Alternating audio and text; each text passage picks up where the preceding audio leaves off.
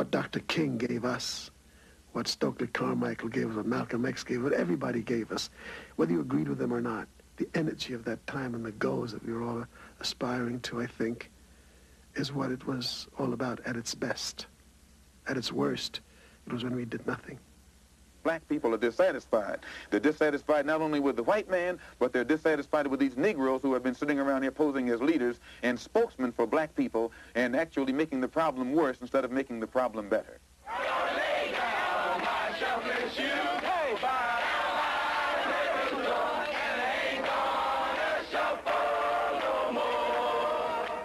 I'm tired of marching. Tired of marching for something that should have been mine at birth. We want change! We want change! We want change! We want change! We want change! Many days I would come home and I would think about all the liberals that got on the buses and went south when for sit-ins and boycotts in the South. I really would come home and wonder, you know, where were they now? Everybody's got a right to live. Everybody's got a right to live. By the mid-1960s, the civil rights movement had changed the laws that divided us by race. But the struggle for unity was far from done. Just because I'm white doesn't mean that the 14th Amendment doesn't reply to me either. I am white and I want my rights. We look at Miss America, we see white. We look at Miss World, we see white. We look at Miss Universe, we see white. Even Tarzan, the king of the jungle in back Africa, he's white. It's beautiful! Freedom! That our war is free!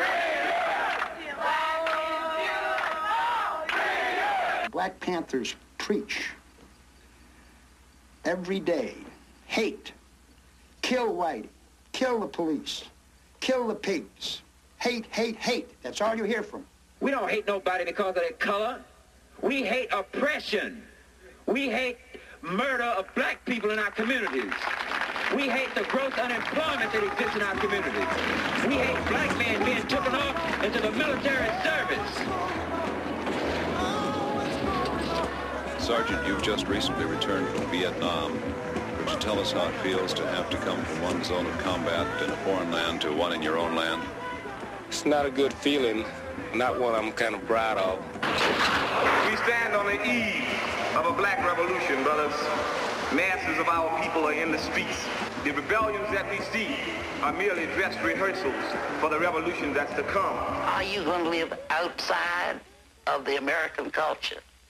Or are you going to live within it? As long as you stay in America, you've got to conform. What else can you do? We won't go back! We won't go back! This television series chronicles a period of history when our nation stood at a racial crossroads. A time when Americans struggled to define what was truly meant by liberty and justice for all.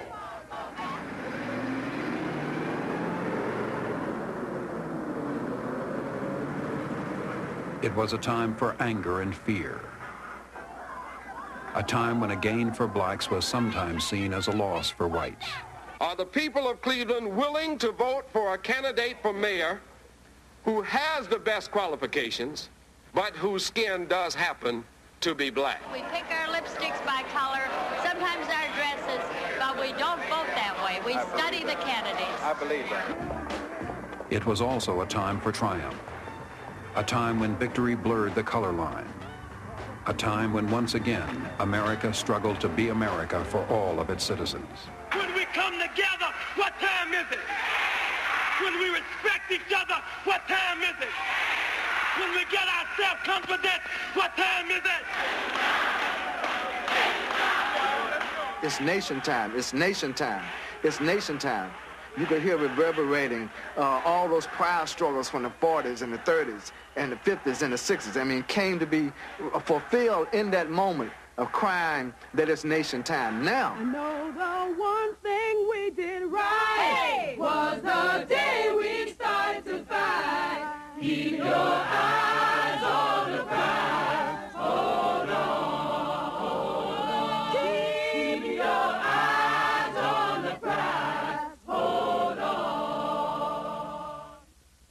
less than 2% of the Negro people in Harlem have taken an active part in the civil rights struggle. We observe that there have been other groups out on the streets. The nationalists have been out on the streets, the Muslims have been out on the streets, but the NAACP, up to this point, has not been out there where the people are at. All over America, there's not one black citizen in the United States. I defy Dr. Bunch or Martin Luther King to tell me that they're citizens of this no-good country, because integration will never happen. You'll never, as long as you live, integrate into the white man's system. In the early 1960s, on inner-city street corners in the North, many groups competed for the hearts and minds of black America.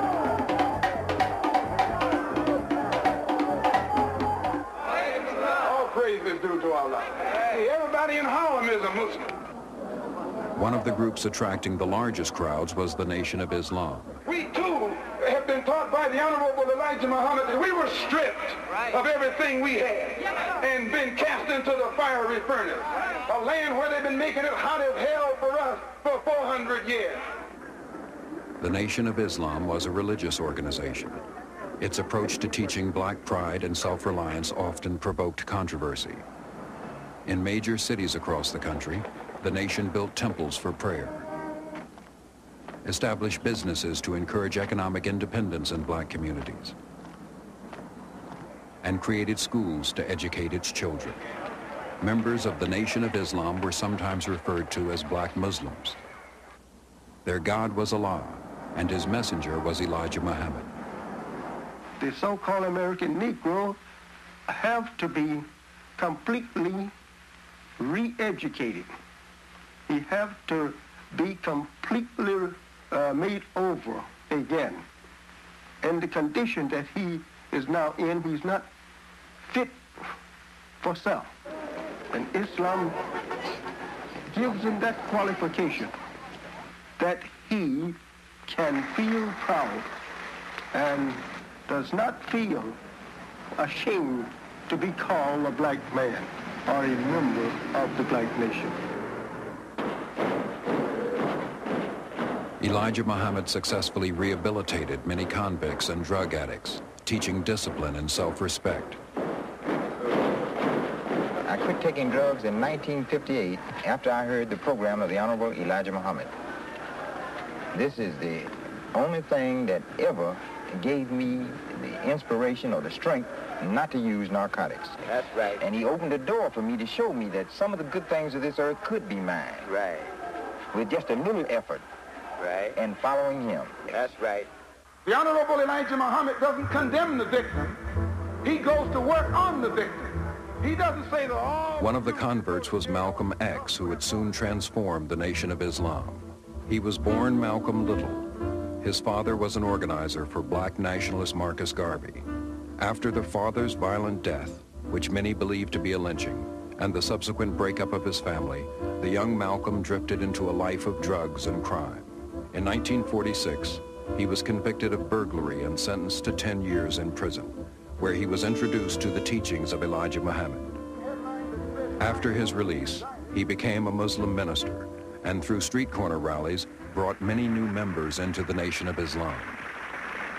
The Honorable Elijah Muhammad teaches us that it is time for you and me to stand up for ourselves.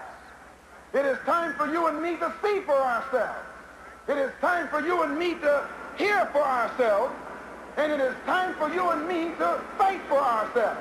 We don't need anybody today speaking for us, seeing for us, or fighting for us. We'll fight our own battles with the help of our God. So the first time I actually saw him was in the mosque in Harlem one Sunday afternoon as he preached one of his sermons. And he described how we, as black folks, smelled. He described how we looked. He described how we felt. And then he described what caused us to feel that way. You know, the chains of slavery are still in your minds and in your heads, and you look at the white man and you love him. That's what you do. You hate the fact that he let you go from slavery. You want to go back there, you know. But now, the Honorable Elijah Muhammad is here now, and we're going to change all that. You know, the righteous black man is on the scene, and we're not going to be satisfied with you and your shucking and jiving. The time has come.